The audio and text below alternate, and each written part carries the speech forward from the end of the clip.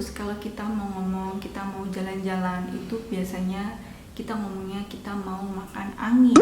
Terus kalau nonton bioskop di Iya sih guys, kalau jalan-jalan di Malaysia namanya makan angin. Aku baru denger.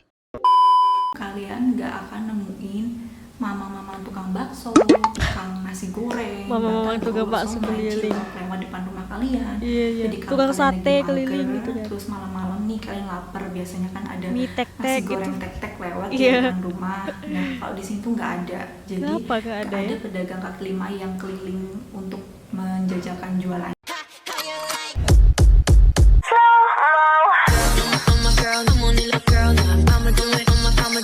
Assalamualaikum, Elsa di sini. Hai guys, hai semua, halo tetangga. Gimana kabar teman-teman semua? Semoga sehat selalu, semoga bahagia selalu, dan semoga hari-hari teman-teman semua selalu good day. Selamat datang di channel YouTube Elsa Yudianti Putri. Hari ini aku akan mereaction video dari channel Pinkan MYS tentang pengalaman tinggal di Malaysia selama 5 tahun bikin shock.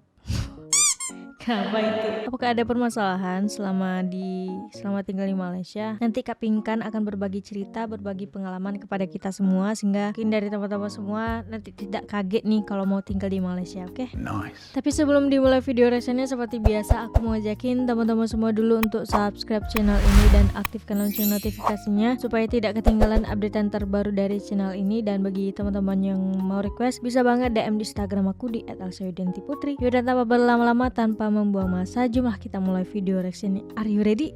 Let's go. Hai, assalamualaikum, selamat datang Waalaikumsalam. di YouTube channel aku. Jangan lupa di subscribe ya guys, channel-channel Di udah sini aku aku reaction. mau sharing ke kalian mengenai culture shock berdasarkan pengalaman aku selama tinggal di Malaysia kurang lebih 5 tahun. Oke. Yang pertama adalah bahasa. Untuk bahasa Indonesia sama bahasa Malaysia memang gak terlalu jauh berbeda. Jadi meskipun orang Malaysia itu ngomong apa, kita masih bisa tahu lah sedikit-sedikit. Meskipun ada kata-kata yang memang jauh berbeda, atau misalkan kita tahu kata itu tapi ternyata ketika kita di Malaysia kita terapin itu artinya berbeda. Contohnya pusing. Kalau di Malaysia pusing itu artinya putar balik. Kalau kita misalkan naik kendaraan kita mau putar balik, kita nyebutnya pusing. Kemudian kereta. Kalau kereta itu di sini artinya mobil. Jadi untuk menyebut mobil kita biasanya nyebut kereta. Sedangkan kalau di Indonesia kereta itu kan train ya. Kemudian tandas. Kalau di sini kita nyebut toilet itu tandas.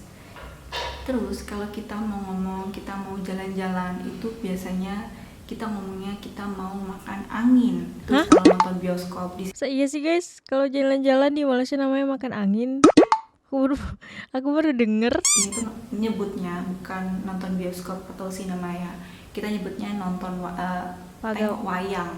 Padahal kan aku mikirnya kalau emang beda ya wayang sama pagawam. Belum komen di bawah biar tidak salah diartikan guys. Nonton wayang atau tengok wayang tuh wayang yang kesenian Jawa. Aku pikir ya, kok wayang ya gitu. Oh ternyata maksudnya wayang tuh bioskop. Terus di sini tuh biasanya ketika ngomong itu agak dimix sama bahasa Inggris, bukan sok-sokan, tapi memang begitu. Sama logatnya juga ketara banget kayak kalau kalian nonton di film Upin Ipin ya kurang lebih kayak gitulah logatnya. Iya. Yang kedua, pokoknya kalau orang Malaysia bahasa Inggris tuh pasti logat Melayunya tuh tidak hilang guys. Pasti selalu melekat logat Melayu itu meskipun mereka menggunakan bahasa Inggris. Kalau perbedaan waktu Indonesia sama Malaysia itu kurang lebih 1 jam untuk yang Indonesia bagian tengah ya. Kemudian kalau misalkan di Indonesia itu jam 6 itu udah memasuki waktu sholat maghrib dan sudah gelap langitnya. Sedangkan kalau di sini biasanya itu jam 6 itu orang-orang baru mulai keluar untuk jogging, jalan-jalan sore, pergi ke taman, santai-santai sambil makan di pinggir danau atau pinggir sungai. Sedangkan untuk waktu sholat maghribnya itu di sini tuh hampir jam 7:30 baru sholat maghrib. Jadi gitu, langitnya itu mulai gelap itu sekitar jam 7.15 sampai 7:30 itu. Lama lah berarti kalau buka puasa nanti di Malaysia. Mungkin bisa sekitar jam 8 mungkin buka puasa di Malaysia. Gelap gitu.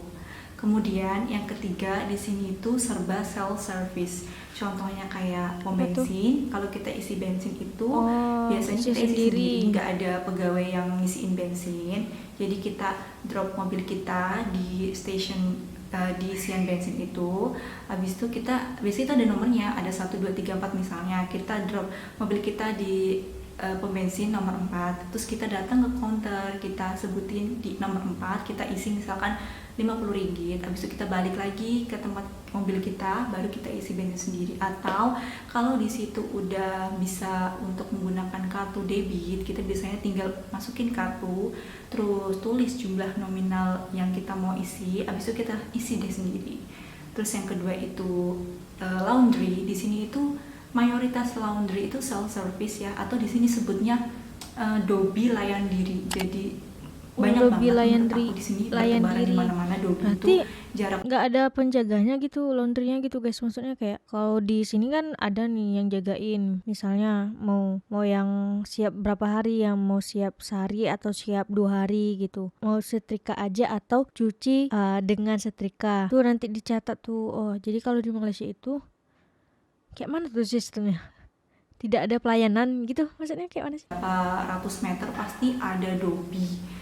Dan Namanya aku Dobi. pernah juga sih nemuin laundry yang kayak di Indonesia yang dilayanin sama orang gitu. Cuma itu jarang banget, kayaknya cuma 1-2 yang pernah aku lihat. Tapi mayoritas di sini tuh laundrynya self service. Jadi kita Mandiri gitu ya. datang, terus kita tukar uang. Habis itu tukar uang jadi koin.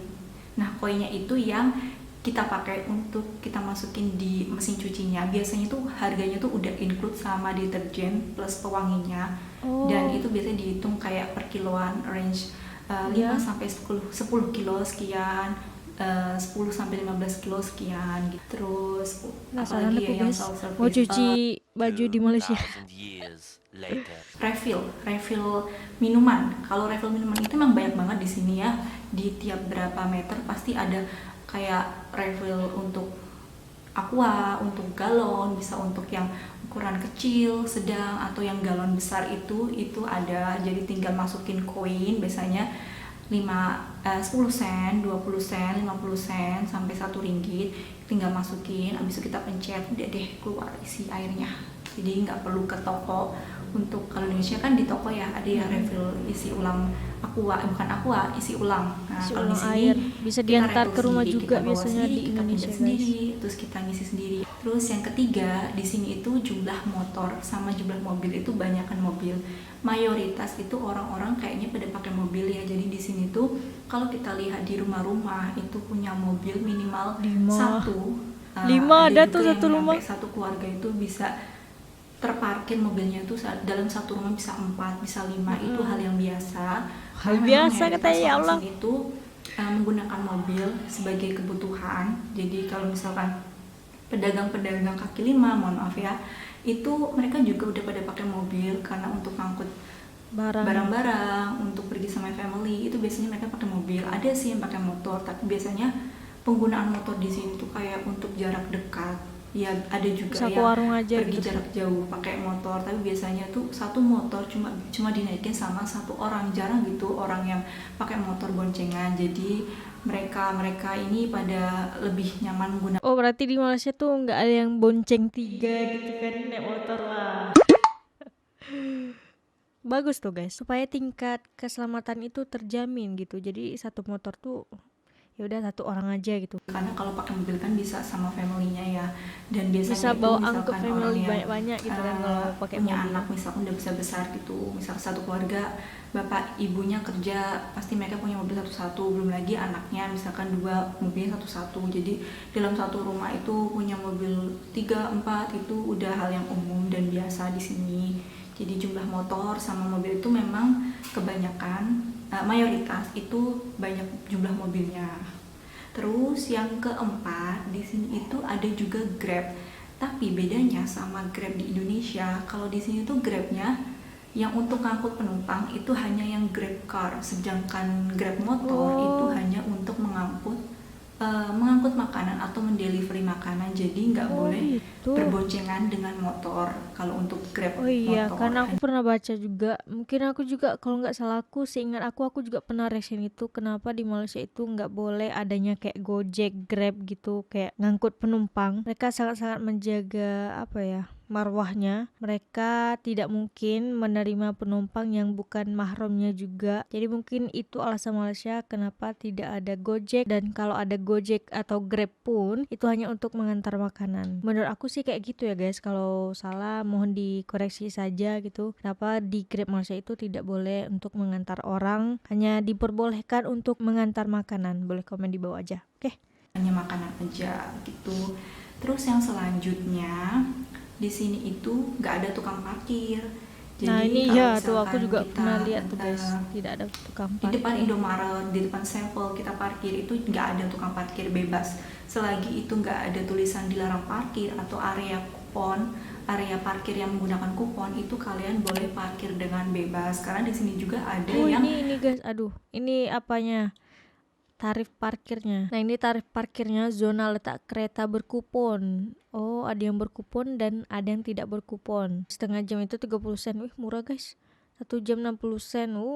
Satu hari 4 ringgit. Murah banget. parkir dengan bebas. Karena di sini juga ada Ada yang jamnya juga. parkirnya menggunakan kupon. Jadi kalian beli gitu di kedai, di minimart, kalian beli kupon, kalian tempel di mobil. Oh, Tapi itu belinya di hanya minimarket. untuk area yang bertanda kupon. Selagi itu nggak ada tulisan area kupon, kalian boleh parkir dengan bebas dan gratis. Dan biasanya di sini tuh kalau kayak parkir di tempat parkir itu lebih-lebih, jadi luas gitu, luas. Kalian parkir di mana aja dan itu gratis, nggak berbayar. Aku sih belum pernah ya nemuin tukang parkir di sini, cuma nggak tahu kalau di daerah lain gitu. Terus di sini itu motor boleh masuk tol dan itu gratis. Nah, jadi iya. nggak perlu bayar kayak mobil, Nggak boleh, bis, nggak dan boleh. Gratis, angkutan karena yang ada lainnya. jalur Jadi, khususnya. kalau misalkan kalian naik motor di sini lewat tol itu bebas dan itu nggak bayar. Tapi selama aku pakai jalan tol, misalkan aku dari sini nih mau ke Kuala Lumpur, jaraknya 200 km kan, aku lewat tol dan aku itu jarang nemuin atau berpapasan dengan motor, paling cuma beberapa, bahkan mungkin nggak sampai 10 motor yang aku temui selama di perjalanan itu. Jadi benar-benar jarang banget orang naik motor tuh perjalanan jauh. Ya ada tapi jarang lah gitu. Biasanya Karena naik motor tingkat pun mereka cuma keselamatan satu juga motor, gitu. cuma buat sendirian, jarang yang berboncengan. Di sini kita bakalan jarang dengar suara klakson mobil atau horn kayak di Indonesia. Kalau di Indonesia itu kan dikit-dikit, kalau misalkan apalagi kita di lampu merah itu lampunya udah hijau, bahkan belum hijau pun di belakang udah klakson. klakson kan. Kalau di Gitu, sini suruh itu maju. mereka jarang menggunakan klakson kecuali untuk hal-hal yang emergency atau urgent. Kalau Wih, aku kalian tuh udah sembarangan menggunakan pengalaman banget klakson loh guys tentang Malaysia. Aku udah alhamdulillah udah banyak tahu lah tentang di Malaysia. jalan, bisa jadi orang lain atau pengendara lain akan marah ke kalian. Jadi kalian harus hati-hati karena di sini orang nggak akan membunyikan klakson kalau itu nggak penting atau nggak emergency. Selanjutnya di sini itu kalian nggak akan nemuin mama-mama tukang bakso, tukang nasi goreng, Mama-mama bahkan tukang guru bakso somai keliling. cilok lewat depan rumah kalian. Iya. Jadi kalau Tukang kalian sate lagi keliling mager, gitu kan. terus malam-malam nih kalian lapar, biasanya kan ada Mie nasi tek-tek goreng gitu. tek-tek lewat di Iya. depan rumah. Nah kalau di sini tuh nggak ada. Jadi Kenapa nggak ada ya? pedagang kaki lima yang keliling untuk menjajakan jualan. Oke, ini bisa teman-teman jawab. Kenapa di Malaysia tidak ada pedagang kaki lima yang keliling ke rumah-rumah atau ke kompleks-kompleks perumahan untuk kayak menjualkan makanan mereka gitu. Kayak di sini ada sate keliling. Jadi dia keliling-keliling gitu bawa gerobak, atau mie tek-tek, nasi goreng keliling gitu bawa gerobak di sekitar perumahan gitu. Kenapa di Malaysia nggak ada? Boleh komen di bawah ya guys. Kayak cilok, batagor itu nggak ada. Jangan berharap lah kalau kalian lagi lapar, mager, tengah malam terus ada nasi goreng Tenang, lewat, ada itu Grab. nggak ada. Ya kalian keluar pergi sendiri atau kalian bisa pesan lewat Grab Food tuh. Jadi di Malaysia itu terdiri dari 13 negeri dan 3 wilayah persekutuan. Dan uniknya masing-masing negeri itu mereka mempunyai khas bendera masing-masing. Jadi bukan bendera Malaysia yang biasa kalian lihat itu ya. Jadi di luar itu mereka punya Bendera benderanya masing-masing. masing-masing. Misalnya kayak Indonesia itu mungkin provinsi kali ya. Jadi tiap provinsi itu mereka punya bendera. Dan yang bikin aku senang juga, tiap negeri kalau misalkan raja atau menyebutnya sultan di negeri itu ulang tahun, biasanya kita akan dilibatkan. Oh gitu, ih enak banget. Oke, segitu dulu video dari aku. Liburkan. Terima kasih yang udah nonton video ini. Jangan lupa like, subscribe, dan komen. Dan kalau kalian punya ide untuk aku bikin video apa di video berikutnya, kalian boleh tulis di komen di bawah ini. Terima kasih. Sama-sama. Oke, jadi begitu kultur shock yang dialami Kak Pinkan selama 5 tahun tinggal di Malaysia. Jadi ada beberapa hal yang membuat dia belajar juga, dan baik juga informasi yang kita dapatkan pada video kali ini. Mungkin ada teman-teman yang belum tahu tentang kultur yang ada di Malaysia. Nah, ini video yang bagus banget untuk teman-teman ketahui gitu. Mana tahu teman-teman mau tinggal di Malaysia atau mau kuliah di Malaysia supaya nggak shock duluan dengan kultur yang ada di Malaysia. Nah, teman-teman bisa nonton di YouTube atau di channel ini juga boleh. Jadi begitu pengalaman dari Kak Pinkan tentang kultur shock dia selama di Malaysia. Jadi semoga memberikan informasi bagi teman-teman semua. Cukup sekian video reaction kali ini. Bagi teman-teman yang suka sama video ini, jangan lupa untuk like, komen, dan subscribe. Dan kita ketemu di next video. Bye bye. Assalamualaikum.